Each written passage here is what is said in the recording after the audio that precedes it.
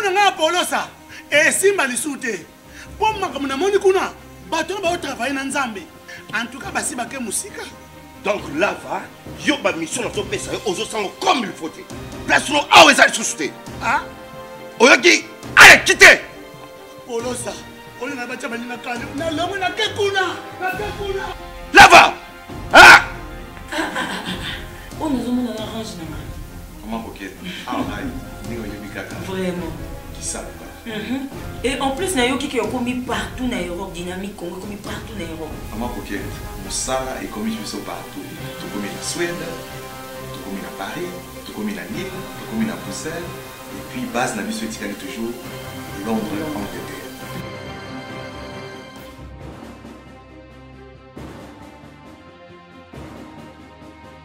Biso na dynamique Congo. Toza ko avancer na nkolo. Bonjour et bonsoir fidèles téléspectateurs, il y a quand même Média Magazine. Baïbalina Ramokili Asika et Tozali Wana et Tozali Ngomba Kinshasa. Bino moko boyebi et Tozali na actualité ezali bobele moko o babengi et ba élection. Lelo Tozali le 29, lobby le 30. Yango wana tokita ki e pa oya bino ndeko abengam na kombo ya ndeko Nera et candidat. Doso la mo mukie na o etali mapona mewe koleka mpona lobby na Ngomba ya Kinshasa. Autopécie, bonjour Nera. Bonjour madame. Boni. Je vais bien. Vous allez bien et nous sommes là. Demain, aujourd'hui le 29. Demain le 30. Un rendez-vous tant attendu par le peuple congolais. Montignon en ce moment est pas Nikate, jeune garçon, maman, là. Rendez-vous mon élection. C'est bien prévu demain pour le dimanche. Tout ça rassuré que le peuple congolais qu'on voter président Asika, député national Asika, député provincial Asika, où il y a peut-être changement si et seulement si c'est que proclamer ici à volonté souveraine du peuple congolais. Parlons un peu quand on parle de là. Et par rapport à l'information, par rapport à l'actualité, il n'y aura pas les élections, Mutembo, Béni, tout consort. Réaction non, par rapport à on se montre que Baninga bazo de la passe élection to kokena lo lengeni comment nous irons aux élections dans moment où Baninga na biso baza na passe Baninga na biso baza ko kufa na biso lo biso ko maintenir toujours au kende et ko voter. N'ayant d'innocent qui le même jour lorsque le Seigneur publié qui calendrier na Yasika décision na Yasika wana ya ko écarter ville ya Yumbi ya Bouté Mona Beni to manifester qui mécontentement na biso. Wana ezola ki sabobe les plans ya président Kabila azana posa ya kolongwa pouvoir te alin koti kalawana même ata koti la Chadari fauteuil ya président ezana ngote alors a utiliser Beni pour que Beni eza déjà qui na opposition Fayulu kenda kikuna Félix akenda kikuna on a senti que peuple ya Beni balingi libération pour baza victime ya ba massacre baza victime ya ba guerre baza victime ya ba il y a des attaques trop souvent, il y a des ADF dans l'eau, ils sont incapables d'attaquer propre pays, mais le peuple congolais. Alors, ces peuples-là de Béni ont besoin de la paix, ils veulent vivre les changements. Et comme Kabila, il est encore écarté en faisant souffrir pour le peuple à Béni. Ils ont un massacre. Ils vont souffrir sous son Ebola. Bazo privé bango droit à vote alors que pendant 30 jours campagne salami banako sakana plutôt na ba campagne et c'est en ce moment là où le virus Ebola pouvait contaminer plus de gens. Comment se fait-il que ba se contaminer et les jours où ba sala mulongo moko pour ba voter ndem kolona virus ya Ebola et ko contaminer bango donc ils ont raison ils ont force la CENI ne fait que accomplir les plans à Kabila qui veut que les élections soient truquées et Busopé tozo ben à peuple na vigilance parce que article 64 c'est activé même si Beni Bouté Mona Yumba est écarté en tout cas Chadari n'est pas aimé par notre peuple ces régimes les peuples en a marre parce que le peuple souffre tous en la misère mais ça les athées tous en okama banzele athées et tout est vraiment dans les bas et le peuple ligne à pouvoir au régime ôté le peuple veut les changements la santé dans les autres provinces peu importe Yumbi, Beni, Nabutembo, on ira voter tout de même, mais on doit montrer à la face du monde que le peuple congolais ne va pas déterminer les nouveaux régimes à partir de 3 villes, mais à partir de l'ensemble du territoire national. Mais quand on a vu était le lobby Corneille Nangaza toujours na posa ya ba élection. Tant ils ont condamné Corneille Nangaza koloba que non yemo kabi lo connait dali ko sala. Mais au monde tellement souci à yewana que bino bo voter kaka. Asomona baninga bazana kokoso bazana bitumba et que le lenge nini bango ba ko kende malgré malade wana ko côté ko sang et ko simba tete bango ba kende ba boité ba ko voter mais ba pesi bango ngonga ba pousser ni bango belé 3 mois c'est au mois de mars si je me trompe pas. Alors bi pour na juste to pesa bango quelques mois 3 mois ba élection ko za nango mais bino vous a toujours ko s'abstenir na décision wana na moment oyo ezate ke ba boyi ba élection ba lobi ki ekozala mais bo pesa bango juste ngonga ba ko silisa nungu eza na côté wana ba na ko kolandela baye kani malade koti na ngambo wana mususu mais bino vous allez toujours comment comme si ils allaient toujours décision ya o ba bengi ndeko Corneille Nanga. Je crois on doit être réfléchi dans ce qu'on fait. Les régimes basent 2 ans de plus pour organiser le pouvoir. Pour mandat Kabila ici là qui en 2016. En 2 ans, vous êtes déjà capable d'organiser l'élection sur tout le territoire avec tous les matériels possibles et sans ambiguïté. Donc, ils ont là qui sont organisé organiser l'élection. Ils ont dit que là, si les parents sont dans la classe, moi, je suis dans la classe, et moi, je suis que peut-être pour bon la classe mais moi na la classe à Kimaka c'est ce que fait nanga à 12h à kolobelo comme mususu na 13h mususu na 18h mususu à reporter l'élection à l'obi problème ezaka na Kinshasa pour ba matériel les ala qui brûler alors il faut que compléter ba matériel na ba bulletin banda ozanga na semaine pour pousser à changer lisusu Yumbi Butembo Beni.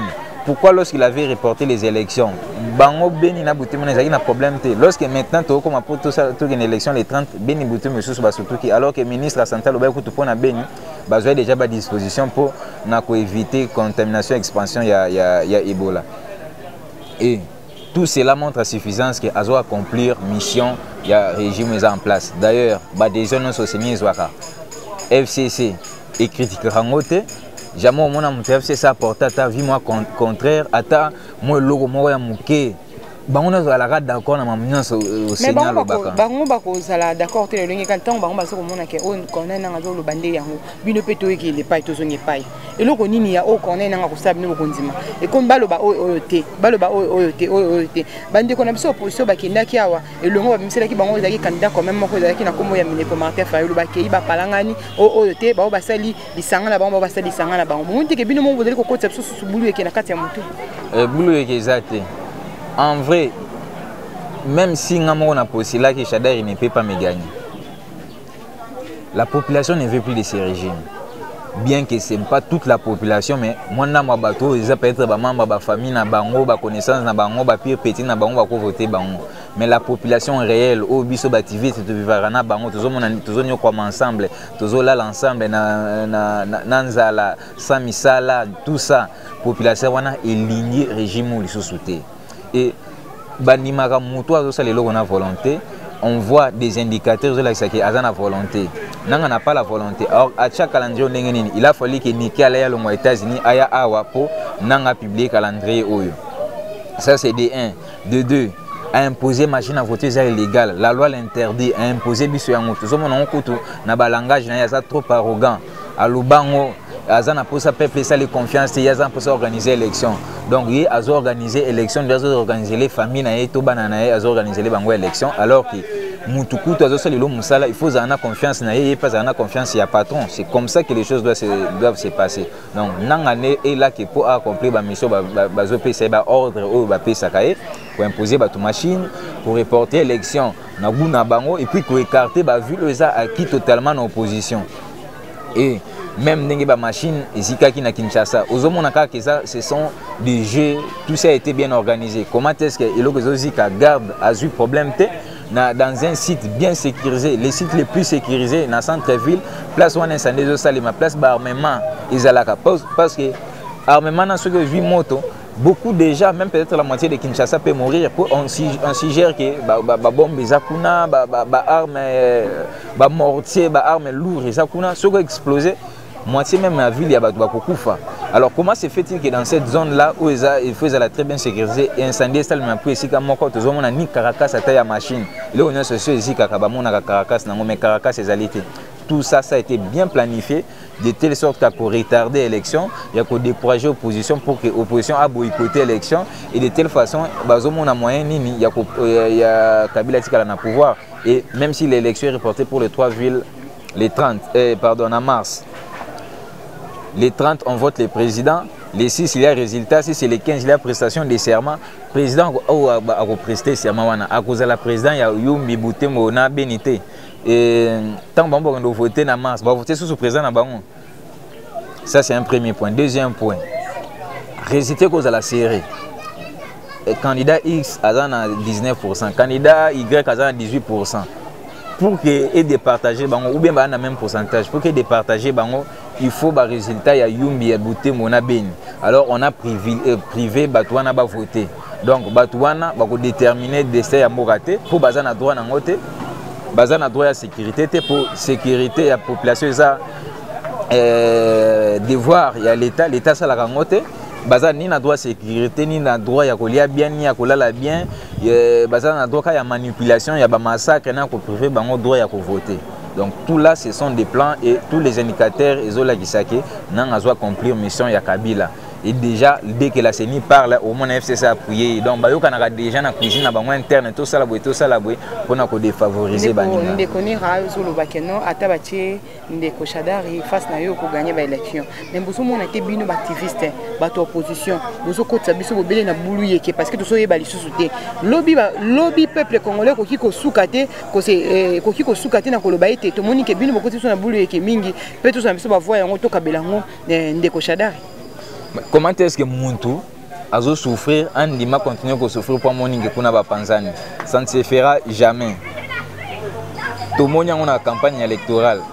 Nous avons le côté naïe, nous avons Félix côté naïe.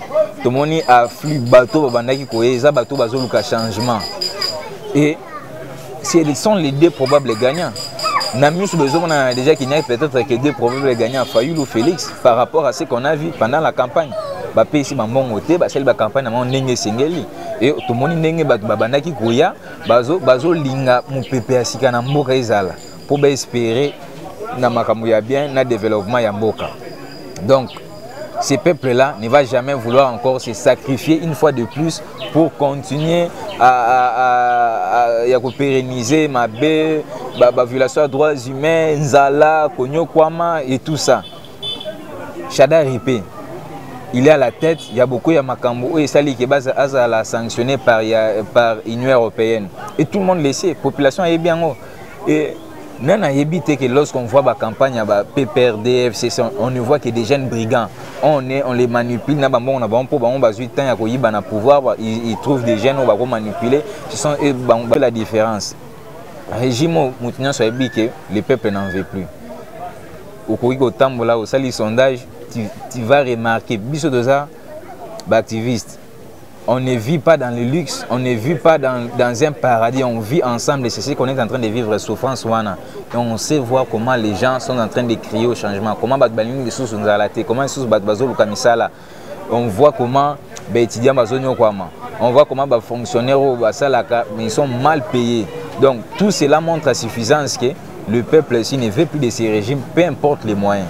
Donc Shadari ne va jamais gagner ces élections et s'il gagnait, il ne va jamais, là je l'affirme avec évidence, il ne va jamais organiser les élections à moins qu'il soit autoproclamé ou bien proclamé par la CENI.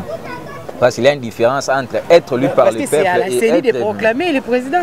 La CENI d'abord est dans l'illégalité totale. Il organise des élections hors délai. Il utilise un instrument qui est illégal. Et puis la CENI est même arrogant envers ses peuples. Et nous n'avons plus confiance de cette CENI-là. Donc, le peuple qui a voté pour nous, réellement qu'on ne veut plus de ces régimes. Et lorsqu'on a un résultat réel, en tout cas, le peuple a mission peuple voté dans le Shadari, on est obligé de se soumettre. C'est clair. Donc, le peuple veut s'exprimer sur ces points-là. Basse hasardité. On sera là, on va observer les élections, on va relever toutes les irrégularités. Évidemment. Et j'ai fait ce que l'observation citoyenne, j'ai fait un acte citoyen, je l'ai fait pour l'amour de ma patrie. relever les irrégularités.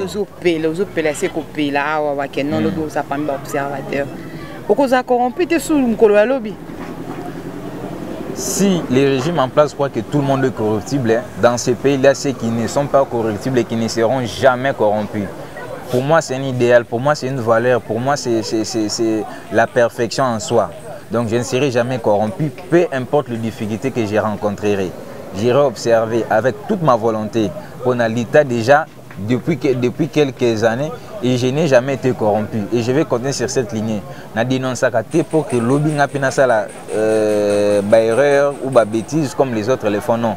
Moi, j'ai fait les choses avec une vision objective, c'est voir un Congo nouveau. Une vision objective, c'est voir ce peuple vivre en paix, vivre dans de bonnes conditions socio-économiques. Donc, c'est un objectif. Il n'y a personne, ni Kabila, ni qui personne n'a un vie, dignité, personne. Il n'y a aucun milliard ou des milliards qui va faire trembler une personne qui prend des valeurs et des principes comme moi.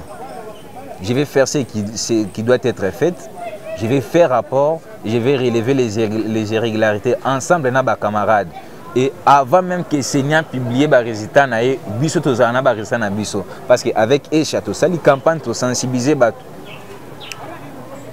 La méthode, c'est l'observation citoyenne, la sécurisation à vote. Le peuple a un devoir de sécuriser vote ou voter. Soit au télémine, soit centre de vote. Tu n'as pas quoi, tu déprimé aussi là. Au moni PV, n'engé ba témoin ba signer, on est ba tenir sur ba signer wana. Au moni PV, au kangi photo ya PV, tu peux compiler ba PV en agnon sur ba centre. Et biso mongo to ça la calcul total, la soki nanga va tricher ou pas. Ce qu'on moni au dans le centre de vote, aux unes aucun avenir, au commis combo ya candidat na yo. On va faire cette compilation là et tous les volontaires seront sensibilisés pour Elogame Salema. Nous aurons ces résultats-là que le peuple aura exprimé bien avant que Seni Yemoko a publié les résultats. Et on sait bien qu'ils ont cette tentative-là de Yakotricher. Mais on ne va pas les laisser ces temps-là. Et le peuple est prêt. Nous prenons une transition citoyenne. Si et seulement si la CENI s'hasarde de proclamer plutôt Chadari et qu'on constate qu'il y a des irrégularités, en tout cas on va appeler à ces soulèvements populaires. Il y a plusieurs moyens d'appliquer l'article 64. Notre grand moyen d'appliquer l'article 64, c'est les soulèvements populaires qui vont nous amener à une transition citoyenne. Nous avons prôné cette transition depuis l'année passée, mais le comité international, les politiciens, le pouvoir le pouvoir, mais les lots, raison qu'on avait raison d'aller à cette transition citoyenne pour élections à la bien.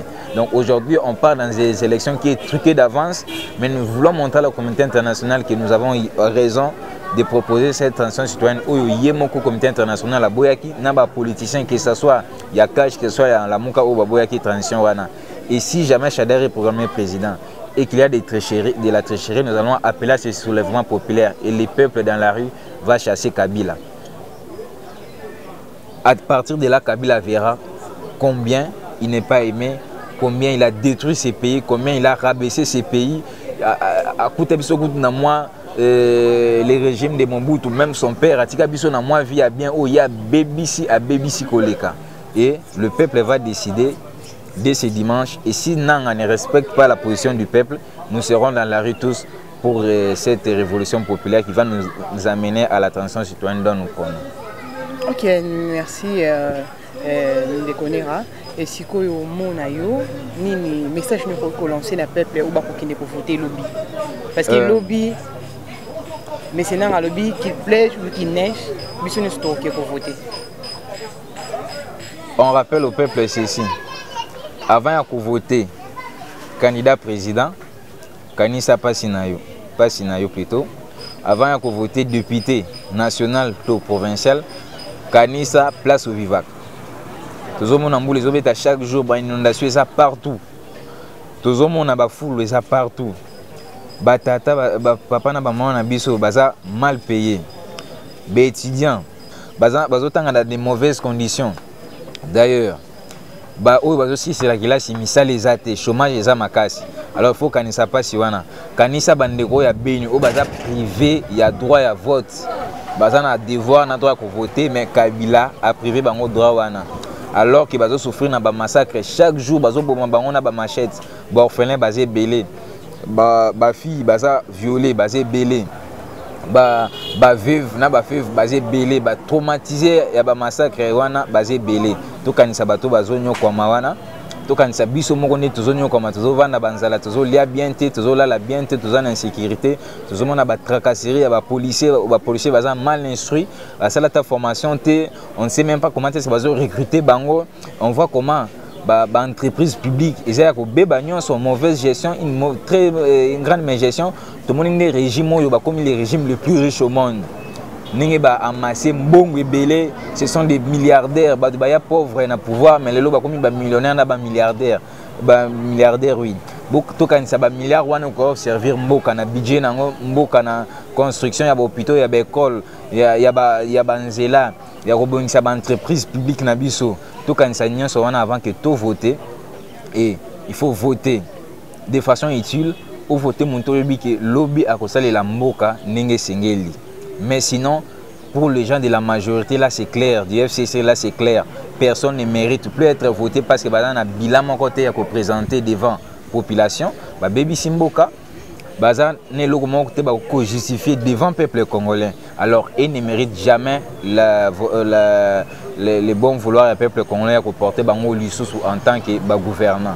Donc, c'est le moment de prendre les destins du pays en main, pour décider ce qui mboka et ko bonga changement ya ou bien mboka et beba lisusu na shadara akoki ko ya ko mema biso sur continuité ya Kabila na mboka oyo. Moi tout le monde qui est na mutu bino etake ba observateur ya ba bureau de vote ba précaution ni bosi pona ba oyo ba zoti ba carte za na ba emprunter ba précaution ni bosi pona ba bungisa ki ba carte lelo ba zo sala milongo na commune ba tikali ko zo ba carte na ba voter. Boso moi etake ba mbasa na droit ya ko voter te ba précaution ni bosi pona ba twana nyonso to. Observateur azoka précaution te. Observateur soka ye ko observer azaka na matoi na misu. Ya zomona. Si on se rend compte que batu belé ba pesa ba ba duplicata te. To ko noter yango. Soki to kuti na bureau de vote. Koko sonyo stokokuta. Machine zo sala bien te. Na koloba te na ko noter yango. Des ordres zo sala mana ko notango présence et centre plutôt zo sala quelque chose un peu frauduleux wana to ko noter yango. Ce sont des facteurs qui vont nous permettre que l'élection et l'élection crédibilité. Nous, en tant qu'observateurs, on n'a pas besoin d'interpeller quelqu'un.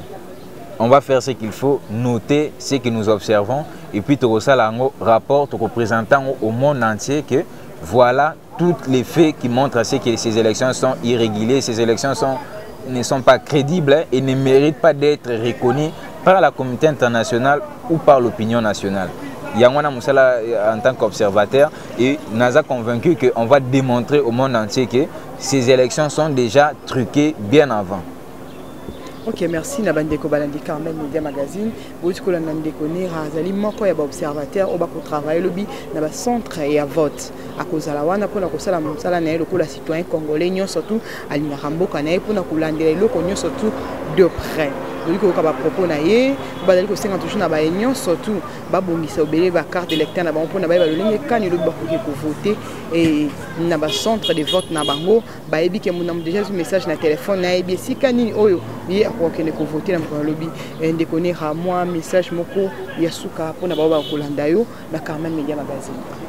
Message à Souka Ezako benga peuple congolais na confiance, na unité, la société civile, na unité à opposition, parce que c'est les moments où nous se signalent tous sangana pour faire échec na pouvoir, na continuité à pouvoir. Donc il faut mettre fin à ces régimes, il faut trouver un régime efficace, un régime propice au développement du pays. Donc le peuple doit être uni. C'est le moment de l'unité pour sauver le pays.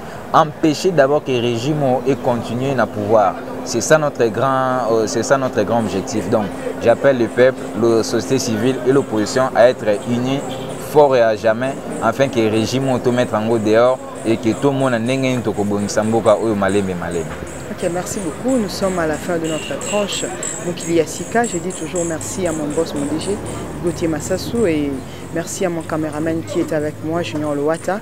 C'est Peli Mingi et Baïbalandara, toujours Carmel Media Magazine. Restez toujours fidèles. Merci. À la prochaine.